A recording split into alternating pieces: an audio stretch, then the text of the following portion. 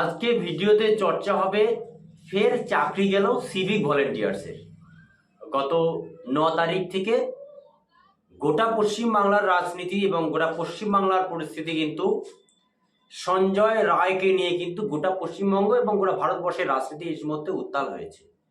সেই আরজিকর কাণ্ডের পরবর্তী সময়ে তার প্রভাব সিভিক ভলেন্টিয়ার্সের উপরে নজরদারি এবং সিভিক ভলেন্টিয়ার্সের যে চলাফেরা তার উপরে কিন্তু শুরু হয়ে গেছে। সেই পরিস্থিতিতে সিভিক ভলেন্টিয়ার্সের উপরে কিন্তু অ্যাকশন অলরেডি শুরু হয়ে গেছে। তো কোথায় চাকরি হারালো, কেন কি অভিযোগে তারা চাকরি হারালো, যদিও তাদের কাছে কোনো তথ্য প্রমাণ পাওয়া যায়নি।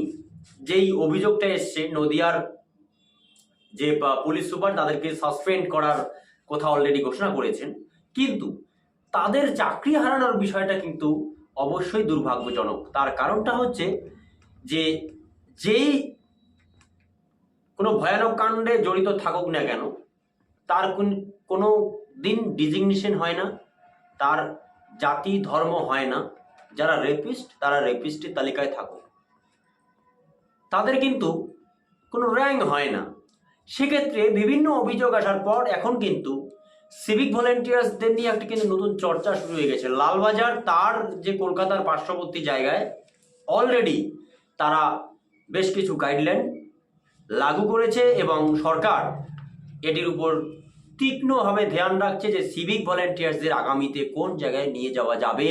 কিন্তু এখন সেই পরবর্তী ভিডিওতে যে চর্চা হবে তার বাড়ি কোথায়, বিষয়টা কি, সাসপেন্ড হলেন 2 সিভিক ভলেন্টিয়ার্স, এই নিয়ে আলোচনা। তারা কারা? পাসপোর্ট ভেরিফিকেশন করতে যান কোনো এক ব্যক্তির বাড়িতে, সেখানে তারা নাকি পুলিশের বাবা হিসেবে কাজ করছে। এখন বর্তমানে তো একটা বিষয় চলে আসে, যত দোষ নন্দ ঘোষ, একটি উক্তিও আছে। তো সেই সিভিক ভলেন্টিয়ার্স প্রতিনিয়ত যেমন আগামী বছরগুলোতেও কাজ করেছেন, সেই নর্মাল সে তার পাসপোর্ট ভেরিফিকেশনের জন্য ওই ব্যক্তির বাড়িতে তিনি যান। হয়তো উনি নিজেই গেছেন কিনা জানি না, কিন্তু নিয়ম হচ্ছে সংশ্লিষ্ট থানা বা সংশ্লিষ্ট অফিসারের অর্ডার তারা হয়তো ক্যারি করতে বাধ্য হন, কারণ তাদের উভয় সংকট। একদিকে বিভিন্ন রকমের গাইডলাইন্সের কথা শোনা যাচ্ছে, আবার থানা লেভেলে তাদেরকে ডিউটি না করলে হয়তো তার সেই দিনের টাকাটা কেটে নেওয়া হতে পারে। সেই চাকরি, তার রুজি রুটির ব্যাপার আছে, তার ফ্যামিলি আছে যেহেতু, ফলে সে কিন্তু তার মতন করে ডিউটি করছে, থানা যার ডিউটি তাকে দেয়। সেই পরিস্থিতিতে 2 জন সিভিক ভলেন্টিয়ার সাসপেন্ড হলেন। এরা কারা? উত্তম মল্লিক এবং উজ্জ্বল শেখ। এরা হচ্ছে নদিয়ার চাপড়া ডিআইবি অফিসে কর্মরত ছিলেন।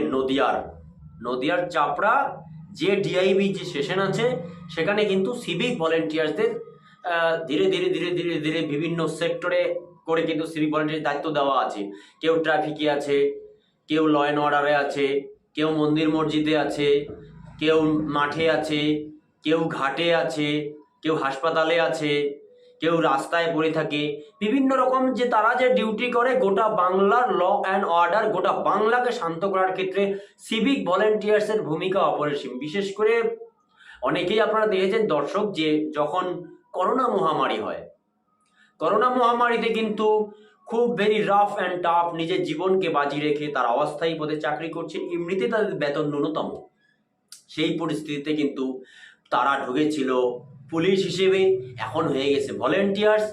একটার পর একটা কাণ্ডে, সে আনিস খান কাণ্ড হোক বা আরজিকর কাণ্ডে হোক, একটার পর একটা কাণ্ডে কিন্তু নতুন করে চর্চা শুরু হয়ে গেছে যে সিভিক ভলেন্টিয়ার্সদের নিয়ে কিন্তু সে চায়ের দোকানে হোক, গ্রামে হোক, মহল্লায় হোক, ট্রাফিক মোড়ে হোক, যে সিভিক ভলেন্টিয়ার্স।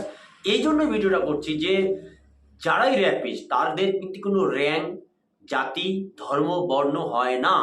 এটা হচ্ছে তার নিজস্ব একটা মানসিক ব্যাপার। যে করেছে অবশ্যই জঘন্য কাজ করেছে, তার নিন্দার কোনো ভাষা নেই, কিন্তু সিভিক ভলেন্টিয়ারদের প্রতি মানুষের সহানুভূতিশীল হওয়া উচিত এবং সরকার যাতে গুরুত্ব সহকারে দেখে। তার কারণ এখানে অনেক শিক্ষিত ছেলেমেয়েরা আছে, তারা এখানে 10,000 টাকায় মাত্র কাজ করছেন। কেন? শিক্ষিত ছেলে একটা, শিক্ষিত মেয়ে একটা, graduate, BSc, MSc, BEd, DEd থেকে শুরু করে অনেক ডিগ্রিধারী ছেলেমেয়েরা, বিরাট বিরাট পারদর্শী বড় র্যাঙ্কে কাজ করার ক্ষমতা রাখে। তাই থানা থেকে শুরু করে এসডিও অফিস থেকে শুরু করে পুলিশ অফিস থেকে শুরু করে পুলিশ লাইন থেকে শুরু করে নবান্ন থেকে শুরু করে লালবাজার, প্রতিটি জায়গায় কন্ট্রোল রুম থেকে শুরু করে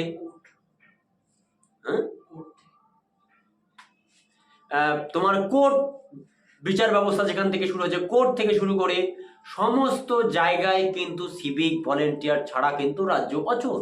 এই পরিস্থিতিতে দুজন সিভিক ভলেন্টিয়ার্সকে কি কারণে সাসপেন্ড করা হলো জানি না। যদি এই সমস্ত ভিডিও আপনাদের ভালো লাগে চ্যানেলটিকে লাইক শেয়ার কমেন্ট করবেন এবং সাবস্ক্রাইব করতে ভুলবেন না। আজ এ পর্যন্তই।